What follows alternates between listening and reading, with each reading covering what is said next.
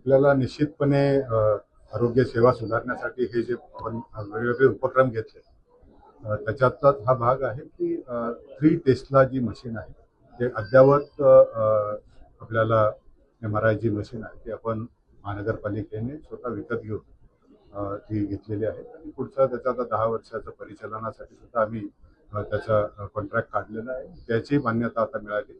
मला अपेक्षा आहे की आता नजीकच्या काळामध्ये हे सगळं जनतेसाठी सगळ्या वापरासाठी आपल्याला आपण सुरू करणार आहोत. त्याचा खर्च अत्यंत नगण्य आहे. आपण मला वाटतं रेट जे ठेवलेत आपण ₹1500 आणि ₹2200 असे दर पण कॉन्ट्रास्टसाठी थोडा जास्त खर्च येतो. बाजारामध्ये हे दर 15,000 पासून सुरू होतात. त्यामुळे ही जी दर आहे ते सुद्धा अत्यंत नगण्य आहे आणि त्याचा नागरिकांना निश्चितपणे फायदा होईल. आज आपण इथे वाशीमध्ये ही फॅसिलिटी सुरू केली. टप्प्याटप्प्याने गरजेप्रमाणे इतर फॅसिलिटीमध्ये सुद्धा आपल्याला हे वाशीमध्ये आपला ऐरोलीमधला हा जो भाग आहे त्या भागामध्ये सुद्धा आपल्याला खूप मोठ्या प्रमाणात नागरिक तिथे आहेत. त्याही भागामध्ये पुढच्या काळामध्ये तिथे एखादी सुविधा आपण अशी सुरू करू. याच फॅसिलिटीमध्ये आपण आता यावर्षी कॅथलॅबला सुद्धा आपण मंजुरी दिली. मला वाटतं की पाईपलाईन कॅथलॅब आहे. त्याचाही फायदा नागरिकांना निश्चितपणे होईल. ह्या सुविधा आपण दर्जोन्नती करणे किंवा सेवेमध्ये वाढ करणे याच्यावर जास्त भर आता आपण दिला.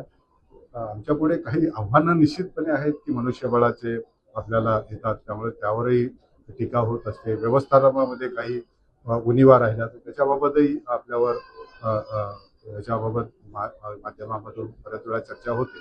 परंतु पण निश्चितपणे मी सांगू शकतो की महानगरपालिकेमार्फत महानगरपालिकेचे सर्व लोकप्रतिनिधी सन्मान्य लोकप्रतिनिधी आहेत त्यांच्या सर्वांचा एकच पाठपुरावा या सगळ्या बाबीमध्ये आहे की चांगल्या दर्जेदार सुविधा आपण ज्यावेळेस करतो त्या नागरिकांना मिळाल्या पाहिजेत आणि त्याच्यासाठी आपण निक्षुणपणे काम पण केलं पाहिजे.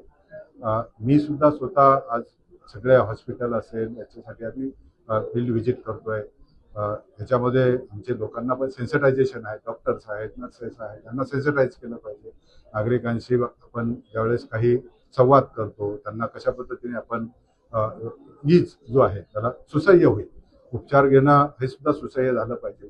याच्यावर जास्त भर आता राहील आणि आणखीन एक मोठा उपक्रम आपण याच्यामध्ये आता सुरू करणार आहोत की HMI जो आहे सो ही हेल्थ मॅनेजमेंट सिस्टम याच्यावरही काम करतो. कारण आपल्याला मनुष्यबळ जसं कमी पडत चालतं परंतु आता तांत्रिक ज्ञानाचा जो काय फायदा आहे त्याचा घेतला पाहिजे. त्याच्यामुळे आपल्याला पूर्ण पेशंटची हिस्ट्री लगेच मिळू शकते.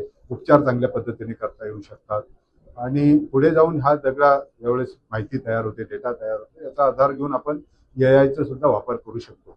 कारण जोपर्यंत आपल्याला हा डेटा आपल्या हातात राहणार नाही तर AIचा वापर सुद्धा आपल्याला करायला आता अडचणी येतात, मर्यादा येतात. तर तोही कालांतराने निघून जाईल. मला खात्री आहे की ही सेवा जनतेला खूप खूप उपयोगाची पडेल.